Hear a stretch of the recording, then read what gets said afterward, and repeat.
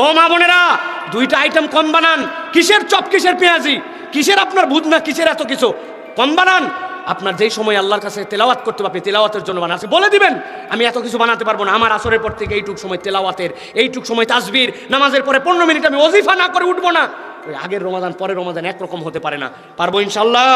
নবী সাল্লাল্লাহু আলাইহি সাল্লাম বলেছেন, তোমাদের পানাহার ত্যাগ করা, তোমাদের পিপাসার্থ হয়ে থাকা, এটাই রোজা নয়। আল্লাহ নবী বলছেন, রুব্বা সাইমিন, কতকগুলা রোজাদার আছে যাদের সারাদিন খালি উপোস থাকা হয়, পানি না খায় থাকা, না খায় থাকে, এটা রোজা নয়। বরং রোজা কি? রোজা হচ্ছে আল্লাহ রাব্বুল আলামিন যেভাবে আপনাকে হক আদায় করতে বলেছেন সবগুলি হক আদায় করতে হবে। আপনি সালাত আদায় করেন না, কেমন রোজাদার আপনি ভাই?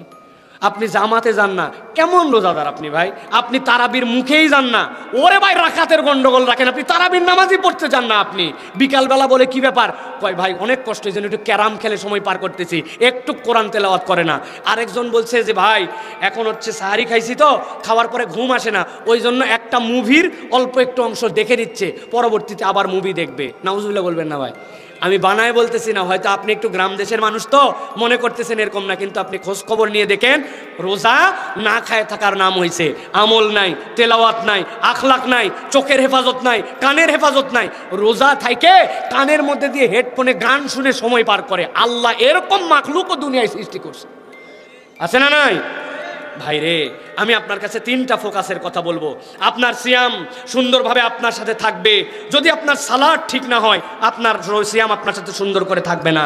আপনি সালাতে মনোযোগী হন, নিয়ত করেন আমরা আমাদের রমাদান এবং রমাদানের পরবর্তী কোনো সালাত রুকু সিজদা 7 তাসবির নিচে দিব না। রাজি আছেন? আন্দাজি ইনশাআল্লাহ বলেন না, বুঝে বলেন।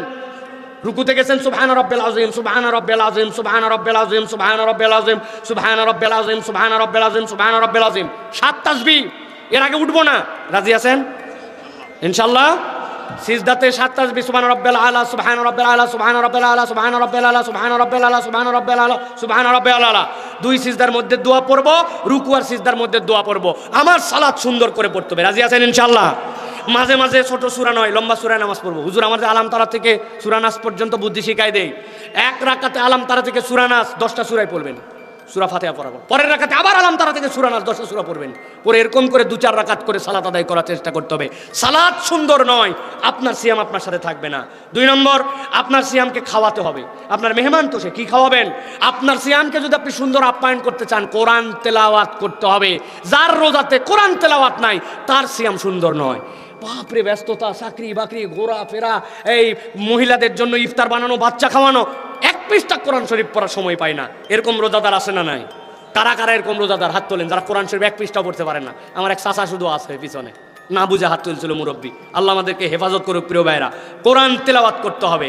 আর 3 নম্বর, প্রিয় ভাইরা, রোজাকে যদি উত্তমভাবে আপনার জীবনে প্রতিষ্ঠিত করতে চান, আখলাক পরিবর্তন করতে হবে।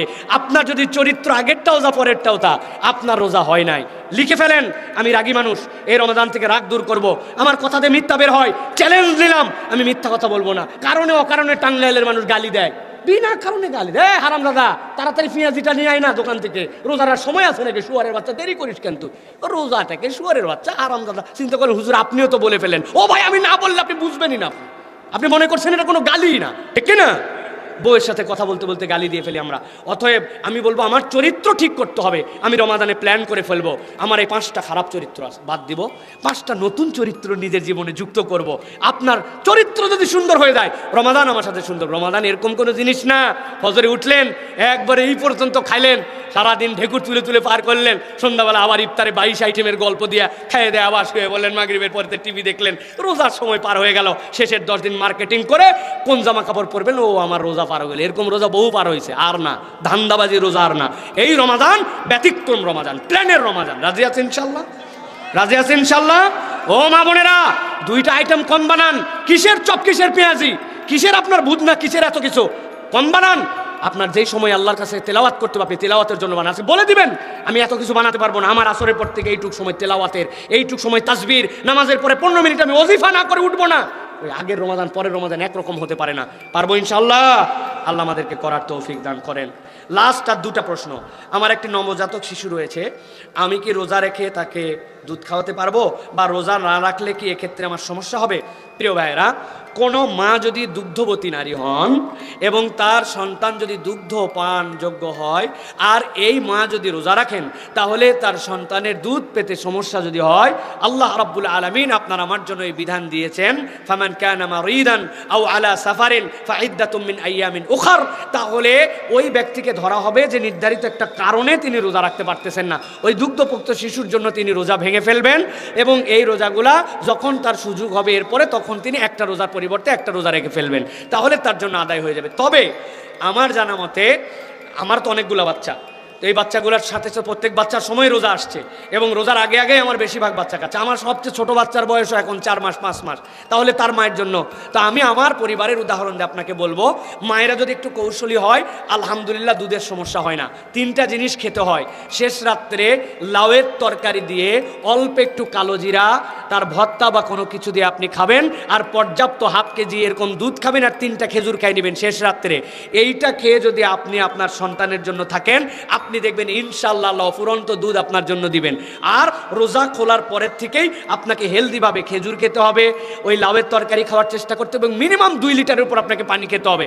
আর যে কোনো একটা ফলের জুস টুস যদি আপনি কিছু খেতে পারেন, ইনশাআল্লাহ আপনার এই দুধের সমস্যা হবে না। এটা আমি আমার ফ্যামিলির প্র্যাকটিসের কথা বললাম। সে জীবনে কোনো দিন কোনো বাচ্চার জন্য রোজা কাজা করে নাই। আল্লাহ দিলে আমার বাচ্চারা তো মায়ের দুধ খেয়ে বড় হয়েছে, কোনো দিন কোনো বাচ্চাকে একদিনের জন্য ফিডার খাওয়াতে হয় নাই। সুতরাং আপনি এটা পারবেন, তবে সকলের জন্য এটা হতে পারে নাও পারে, সেই ক্ষেত্রে আপনি রোজা না রাখলে কোনো সমস্যা নাই, পরবর্তীতে এটা আপনি আদায় করে ফেলবেন। আল্লাহ রাব্বুল আলামিন কারো প্রতি জুলুম করেন নাই, আল্লাহ রাব্বুল আলামিন তার বিধানকে সহজ করেছেন। আশা করি আমার মায়েরা উত্তর পেয়েছেন। রমজান মাসে কোন কাজগুলো করলে রোজা ভাঙবে, এক্ষেত্রে কাফারা হিসাবে কি দিতে হবে? প্রিয় ভাইয়েরা, এটা বিস্তারিত প্রশ্ন, এমন বিষয় যেই প্রশ্ন আমাদের জন্য রমাদানের রোজা ভঙ্গের যে সকল কারণ আছে, যেরকম কেউ যদি তার স্ত্রীর সাথে সম্পর্ক করেন, কেউ যদি ইচ্ছাকৃতভাবে খেয়ে ফেলেন, তাহলে তার জন্য এই রোজাগুলি ভেঙে যাবে।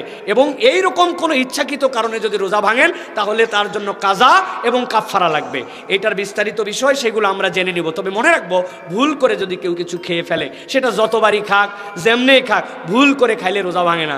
কারো যদি স্বপ্নদোষ হয়ে যায়, তাহলে তার জন্য রোজা ভাঙে না। কেউ যদি রোজা রেখে কাউকে রক্ত দিয়ে ফেলেন, না দেওয়া উত্তম, কিন্তু বাধ্য হয়েছেন তাকে রক্ত দিতে, তাহলে তার জন্য রোজা ভাঙে না। আমরা রোজা ভাঙার কারণ কম, কিন্তু রোজা ভাঙে না সেইগুলো আমরা মনে করি রোজা ভেঙে গেছে। চোখের ড্রপ দেওয়ার প্রয়োজন পড়ছে, কানের ড্রপ দেওয়ার প্রয়োজন পড়ছে, মনে করছে এটাতে বোধহয় আমার রোজা ভেঙে যাবে, এটা আপনার জন্য রোজা ভাঙে না। অতএব রোজা যেগুলো ভাঙে না, এই কারণগুলো জানার জন্য চেষ্টা করতে হবে। আর রোজা ভাঙার ক্ষেত্রে যেটা ইচ্ছাকৃত করলে, ওইটার কাজা এবং কাফারা করতে পারে। মৌলিক দুটা, ইচ্ছাকৃতভাবে খাওয়া, ইচ্ছাকৃতভাবে রোজা নষ্ট করার, ইচ্ছাকৃতভাবে নিজের স্ত্রীর সাথে সম্পর্কিত হওয়া, তাহলে কাজা কাফারা উভয়টাই করতে হবে। 60 দিন টানা রোজা আর একটা কাজা। আল্লাহ আমাদেরকে হেফাজত করুক, আল্লাহ আমাদেরকে বোঝার তৌফিক দান করুক।